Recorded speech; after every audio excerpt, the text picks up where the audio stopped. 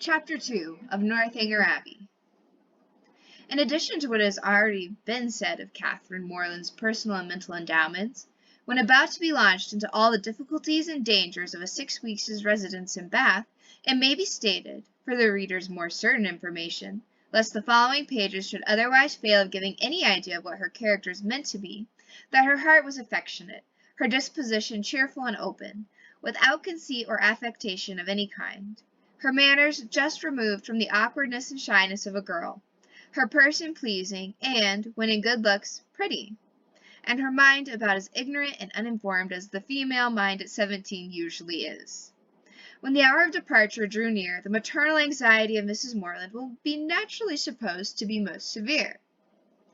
1,000 alarming presentiments of evil to her beloved Catherine from this terrific separation must oppress her heart with sadness, and drown her in tears for the last day or two of their being together, and advice for the most important and applicable nature must of course flow from her wise lips in their parting conference in her closet. Cautions against the violence of such noblemen as baronets as delight in forcing young ladies away to some remote farmhouse must at such a moment relieve the fullness of her heart. Who would not think so? But Mrs. Morland knew so little of lords and baronets that she entertained no notion of their general mischievousness, and was wholly unsuspicious of danger to her daughter from their machinations. Her cautions were confined to the following points. I beg, Catherine, you will always wrap yourself up very warm about the throat when you come from the rooms at night, and I wish you would try to keep some account of the money you spend. I will give you this little book on purpose. Sally, or rather Sarah, for what young lady of common gentility will reach the age of 16 without altering her name as far as she can? Must from situation be at this time the intimate friend and confidant of her sister. It is remarkable, however, that she neither insisted on Catherine's writing by every post, nor exacted her promise of transmitting the character of every new acquaintance, nor a detail of every interesting conversation that Bath might produce. Everything, indeed, relative to this important journey was done, on the part of the Morlands, with a degree of moderation and composure, which seemed rather consistent with the common feelings of common life, than with the refined susceptibilities, the tender emotions which the first separation of a heroine from her family ought always to excite. Her father, instead of giving her an unlimited order on his banker, or even putting £100 bank bill into her hands, gave her only 10 guineas, and promised her more when she wanted it. Under these unpromising auspices, the parting took place and the journey began. It was performed with suitable quietness and uneventful safety. Neither robbers nor tempests befriended them, nor one lucky overturn to introduce them to the hero. Nothing more alarming occurred than a fear, on Mrs. Allen's side, of having once left her clogs behind her at an inn, and that fortunately proved to be groundless. They arrived at Bath. Catherine was all eager delight. Her eyes were here, there, everywhere, as they approached its fine and striking environs, and afterwards drove through those streets which conducted them to the hotel. She was come to be happy, and she felt happy already. They were soon settled in comfortable lodgings in Pulteney Street. It is now expedient to give some description of Mrs. Allen, that the reader may be able to judge in what manner her actions will hereafter tend to promote the general distress of the work, and how she will, probably, contribute to reduce poor Catherine to all the desperate wretchedness of which a last volume is capable, whether by her imprudence, vulgarity, or jealousy, whether by intercepting her letters, ruining her character, or turning her out of doors. Mrs. Allen was one of that numerous class of females whose society can raise no other emotion than surprise at there being any men in the world who could like them well enough to marry them. She had neither beauty, genius, accomplishment, nor manner. The air of a gentlewoman, a great deal of quiet, inactive good temper, and a trifling turn of mind were all that could account for her being the choice of a sensible, intelligent man like Mr. Allen. In one respect she was admirably fitted to introduce a young lady into public, being as fond of going everywhere and seeing everything herself as any young lady could be. Dress was her passion. She had a most harmless delight in being fine, and our heroine's entrée into life could not take place till after 3 or 4 days had been spent in learning what was mostly worn, and her chaperone was provided with a dress of the newest fashion. Catherine, too, made some purchases herself, And when all these matters were arranged, the important evening came which was to usher her into the upper rooms. Her hair was cut and dressed by the best hand, her clothes put on with care, and both Mrs. Allen and her maids declared she looked quite as she should do. With such encouragement, Catherine hoped at least to pass uncensured through the crowd. As for admiration, it was always very unwelcome when it came, but she did not depend on it. Mrs. Allen was so long in dressing that they did not enter the ballroom till late. The season was full, the room crowded, and the two ladies squeezed in as well as they could. As for Mr. Allen, he repaired directly to the card-room and left them to enjoy a mob by themselves. With more care for the safety of her new gown than for the comfort of her protégée, Mrs. Allen made her way through the throng of men by the door as swiftly as the necessary caution would allow. Catherine, however, kept close at her side, and linked her arm too firmly within her friend's to be torn asunder by any common effort of a struggling assembly. But to her utter amazement she found that to proceed along the room was by no means the way to disengage themselves from the crowd. It seemed rather to increase as they went on, whereas she had imagined that when once fairly within the door, they should easily find seats and be able to watch the dances with perfect convenience. But this was far from being the case, and though by unwearied diligence they gained even the top of the room, their situation was just the same. They saw nothing of the dancers, but the high feathers of some of the ladies.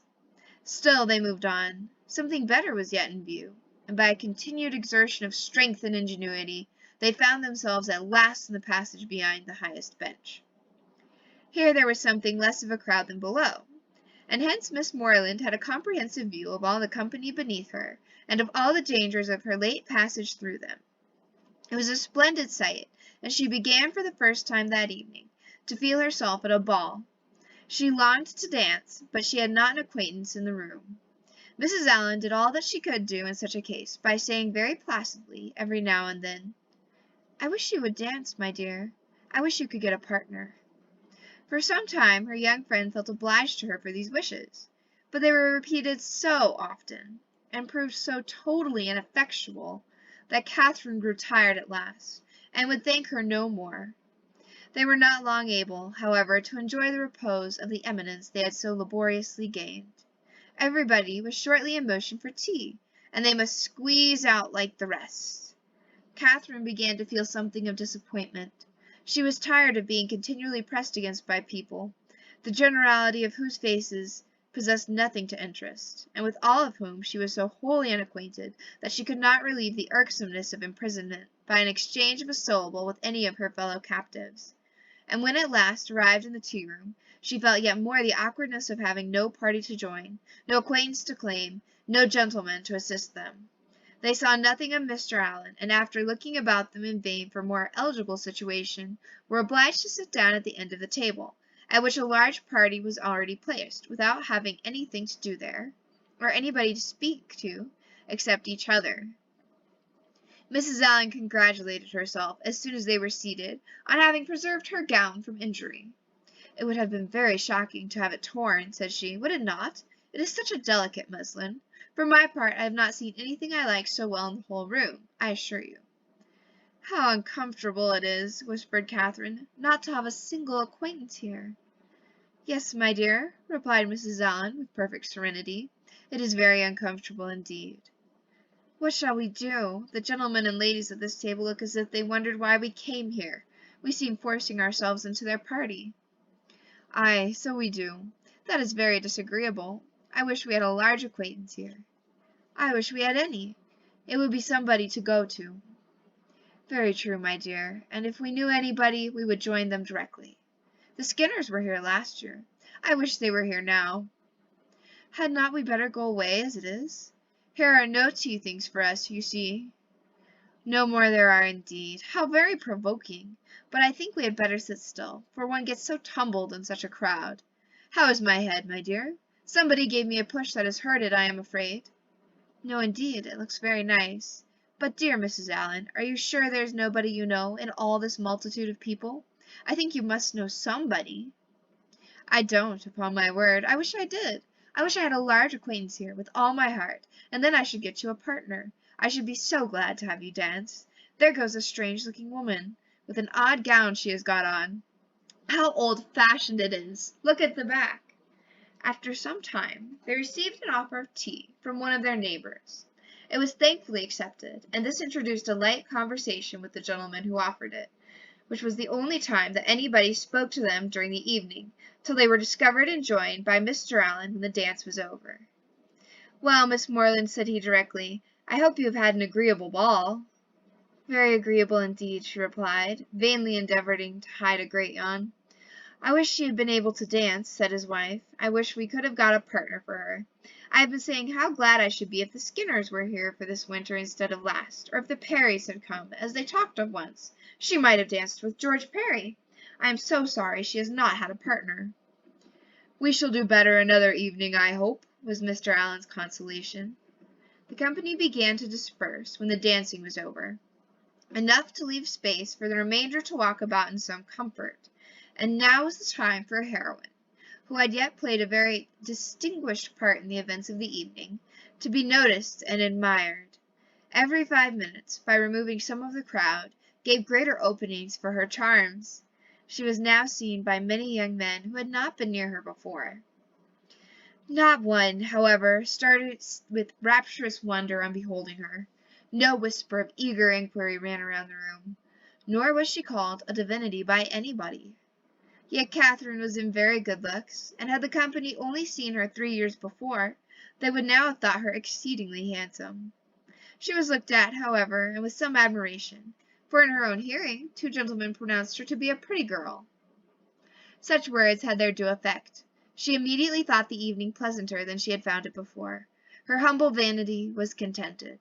She felt more obliged to the 2 young men for this simple praise than a true quality heroine would have been for 15 sonnets in celebration of her charms, and went to her chair in good humour with everybody, and perfectly satisfied with her share of public attention.